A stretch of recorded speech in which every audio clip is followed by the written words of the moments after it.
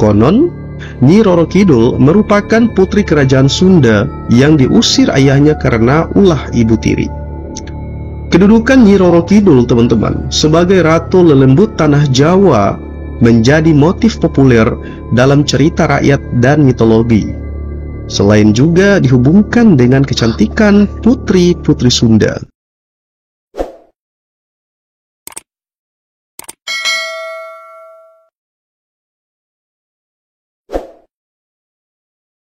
Assalamualaikum warahmatullahi wabarakatuh.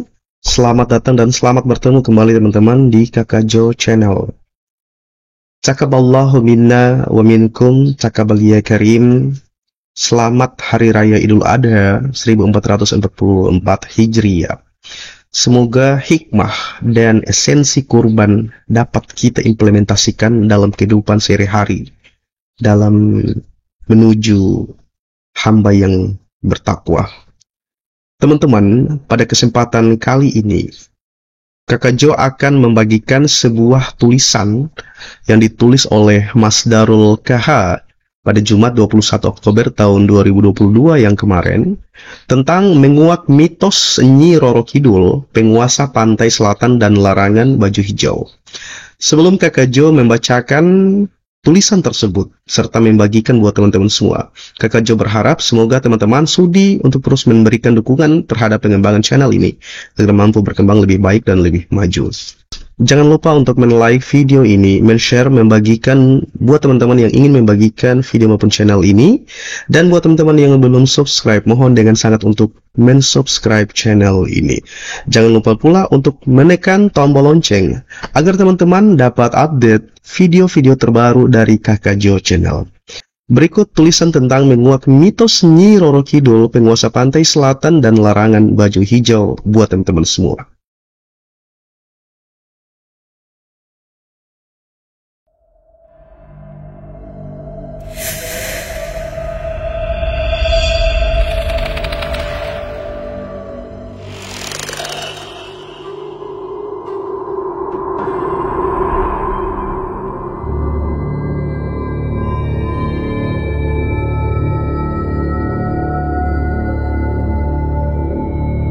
Teman-teman, seorang pria asal Solo yang bernama Kusumo Putro memiliki koleksi lukisan Nyi Roro Kidul yang cukup banyak. Di kediamannya, Kusumo memiliki koleksi lukisan penguasa Laut Selatan. Seperti halnya keyakinan masyarakat Jawa, teman-teman, Nyi Roro Kidul diyakini benar-benar ada serta menguasai Laut Selatan. Sebenarnya, siapa itu Nyi Roro Kidul yang begitu melegenda bagi masyarakat Jawa? Teman-teman, Nyi Roro Kidul merupakan sosok roh atau dewi dan dikenal sebagai Ratu Laut Selatan, yaitu terletak di Samudra Hindia.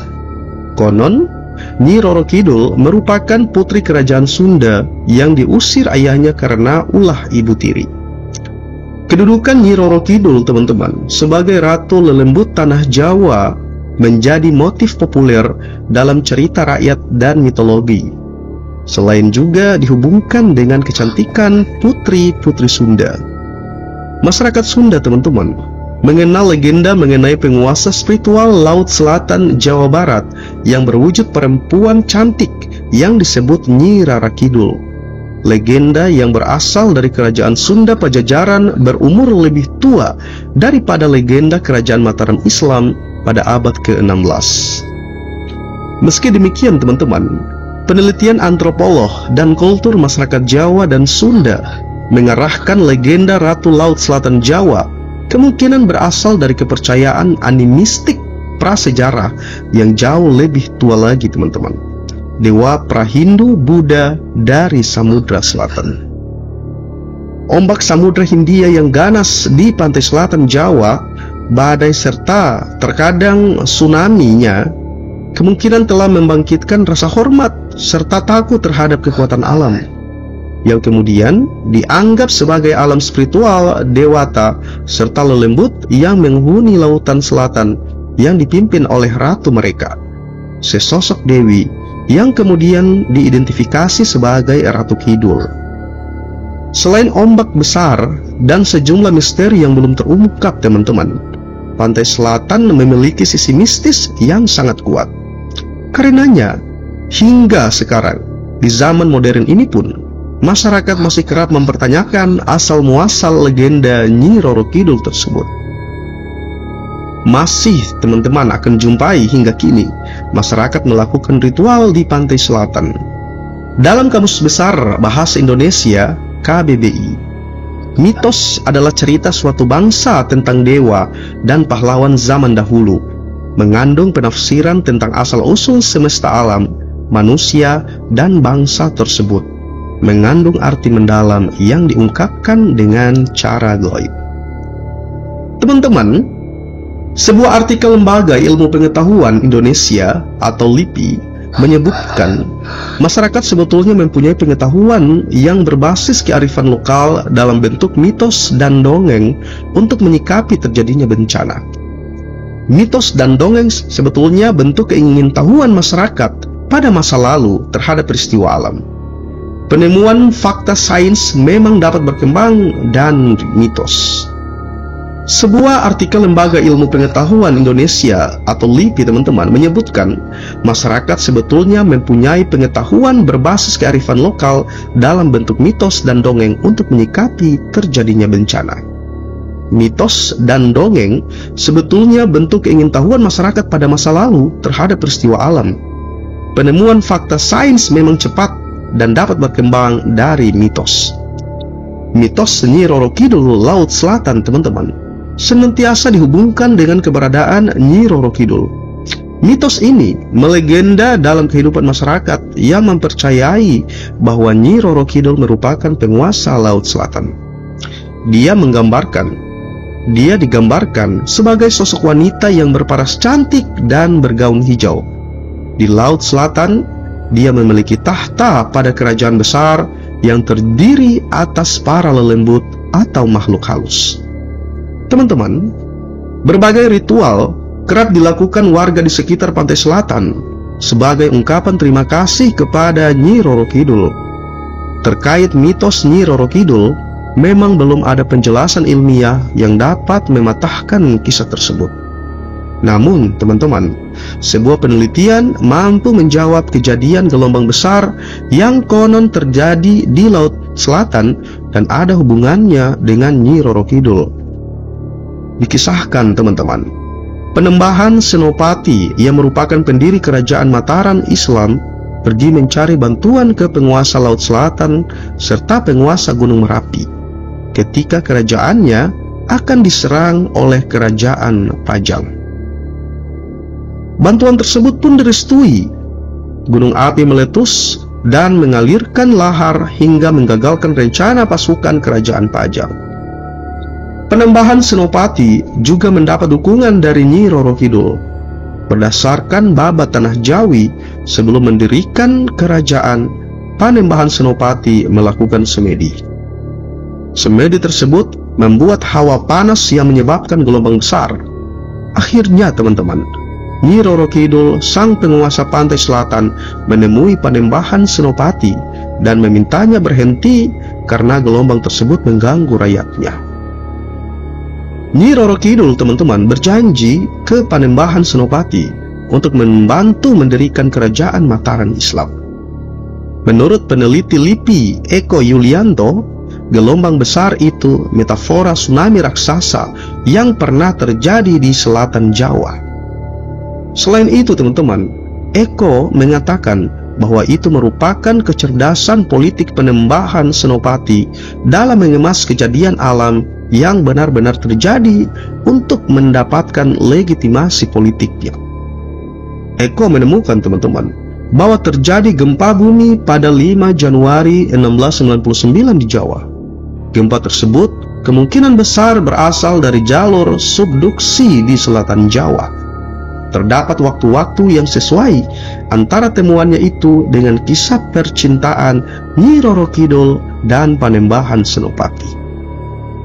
Gelombang besar dan gunung meletus di Jawa diperkirakan terjadi sekitar 400 tahun yang lalu teman-teman. Hal tersebut berdasarkan penelitian jejak bencana. Berarti Hal ini sesuai dengan peristiwa penyerangan kerajaan Pajang terhadap Panembahan Senopati pada tahun 1584. Kemudian Panembahan Senopati bertemu dengan Nyi Roro Kidul. Akhirnya teman-teman, terjadi peristiwa gunung meletus dan tsunami yang menyebabkan kerajaan Pajang akhirnya kalah. Larangan berpakaian hijau. Mitos larangan berpakaian warna hijau di pantai selatan sudah melegenda pada masyarakat Indonesia. Konon teman-teman, jika terdapat pengunjung yang nekat menggunakan pakaian hijau, maka dia dapat dijadikan sasaran oleh Nyi Roro Kidul untuk kemudian ditarik ke dalam istana goibnya. Selain itu teman-teman, orang itu juga akan dijadikan sebagai salah satu pelayan dari Nyi Roro Kidul. Namun, larangan tersebut dapat dijelaskan dengan kacamata sains dan fakta sains.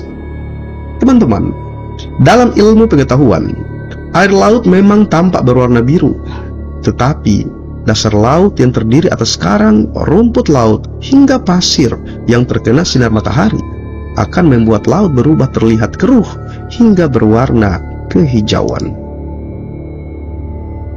Warna pantai laut selatan berbeda dengan warna laut lainnya yang kebanyakan berwarna biru bersih.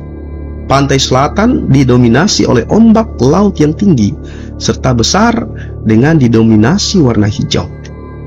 Maka teman-teman, ketika ada penghujung yang terseret ombak serta menggunakan pakaian hijau, hal ini tentu akan menyulitkan tim SAR dalam pencarian.